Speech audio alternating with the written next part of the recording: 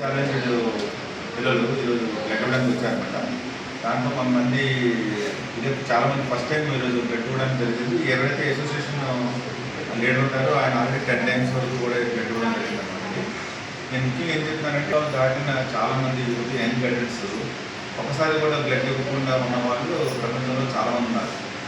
ఎప్పుడైనా సరే ఒక ప్రదేశంలో 1% మంది పీపుల్ ఎలిజిబుల్ ఉన్న పీపుల్ బ్లడ్ ఇవ్వడానికి వస్తే ఏ కొరత లేకుండా మొత్తము సమాజంలో జరుగుతున్న రుగ్మతలకు ఎప్పుడైతే బ్లడ్ అవసరం పడుతుందో వాళ్ళన్నింటి కూడా ఇవ్వడానికి అవకాశం ఉందన్నమాట. చాలామంది భయపడి చాలా అపోహలతో బ్లడ్ ఇవ్వడానికి ఆలోచిస్తున్నారు. కానీ ఈరోజు నాకు చాలా ఆనందంగా ఎందుకుందంటే విజువల్లీ ఛాలెంజ్ పిల్లలు వాళ్ళు వాలంటరీగా వచ్చి రోటరీ క్లబ్ విజయనగరంలో ఉన్న బ్లడ్ బ్యాంక్ వచ్చి వాళ్ళు బ్లడ్ ఇవ్వడం అనేది నిజంగా చాలా మెచ్చుకోదగ్గ విషయం. దానికి వాళ్ళ యొక్క అసోసియేషన్కి మేము ప్రత్యేకంగా ధన్యవాదాలు తెలియజేసుకుంటాము.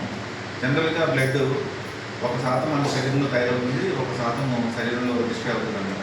ఎప్పుడు అది బ్యాలెన్స్ ఉన్నంత వరకు కూడా మనిషి ఆరోగ్యంగా ఉంటారు. ఎప్పుడైతే అది ఇంబ్యాలెన్స్ అవుతుందో చాలామందికి బ్లడ్ అవసరం పడుతుంది అనమాట. గర్భిణీ స్త్రీల్లో రక్తస్రావం ఎక్కువైన వాళ్ళకి, అలాగే కిడ్నీ ట్రాన్స్ప్లాంట్ అయిన వాళ్ళకి కానీ, హిమోడయాలసిస్ అవుతున్న వాళ్ళు కానీ, కీమోథెరపీ తీసుకుంటున్న వాళ్ళు కానీ, రోడ్ ట్రాఫిక్ యాక్సిడెంట్స్ వాళ్ళు కానీ అలా రిక్వైర్మెంట్ చాలా ఎక్కువ ఉంటుంది అనమాట.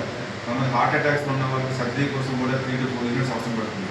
బ్లడ్ అన్నది ఫ్యాక్టరీలో తయారవుతుంది కాబట్టి వాలంటీర్గా బ్లడ్ ఇస్తేనే ఉంటుంది.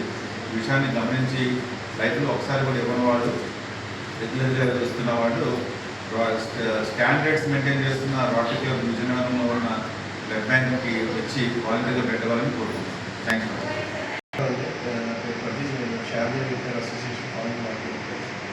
ముందుగా రోటరీ క్లబ్ విజయనగరం వారికి నా తరఫున మా స్టూడెంట్స్ అందరి తరఫున కూడా ప్రత్యేకంగా థ్యాంక్స్ చెప్పాలి. ఎందుకంటే మా స్టూడెంట్స్ బ్లడ్ ఇవ్వడానికి ఇనిషియేటివ్ ముందుకు వచ్చినప్పుడు ఇమీడియట్గా వాళ్ళకి కావాల్సిన అసెస్మెంట్ చేస్తూ వాళ్ళ ఎలాంటి భయం లేకుండా చాలామంది నా దగ్గరికి వచ్చి ఇక్కడికి వచ్చిన స్టూడెంట్స్ అందరూ కూడా ఫస్ట్ టైం అండి.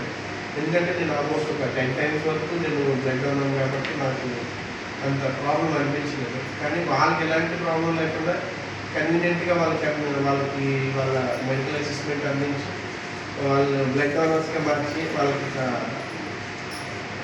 చాలా సింప్లిసిటీ బ్లడ్ డొనేషన్ అంటే ఇంతైనా చాలా యూస్ఫుల్ అని ఒక అవేర్నెస్ వాళ్ళు కలిగించినందుకు మన డాక్టర్స్కి అండ్ రోటరీ క్లబ్ వాళ్ళందరికీ కూడా థ్యాంక్ యూ సో మచ్. ఇలాగే చాలామంది యూత్ ఎవరైతే ఉన్నారో మాకు బ్లడ్ డొనేషన్ ఇన్స్పిరేషన్ ఏంటంటే మేము ఒక 5 years back I think Covid సిచ్యువేషన్లో ఒక స్టూడెంట్స్ ప్లేట్లెట్స్ లేక పాపం నైట్ బ్లడ్ లేక వైజాగ్ ఎక్స్పైర్ అయిపోవడం జరిగింది. అట్లాంటి సిచ్యువేషన్లో మేము చాలా ఇన్స్పైర్ అయ్యాము. బ్లడ్ ఇవ్వడం అనేది ఎంతోమంది ప్రాణాపాయ స్థితిలో ఉన్నప్పుడు వాళ్ళకి కంపల్సరీ అది నీడ్ అనమాట. మా చిన్నాన్నగారి విషయంలోనే నేను చాలా ఇబ్బంది పడ్డాను. ఒక 5 యూనిట్ బ్లడ్ హార్ట్ సర్జరీకి 5 యూనిట్ బ్లడ్ కావాలంటే బ్లడ్ దొరక ఆల్మోస్ట్ ఒక 15 days సర్జరీ పోస్ట్పోన్ చేయాల్సి వచ్చింది. అంత ఇంపార్టెన్స్ ఉంటుంది.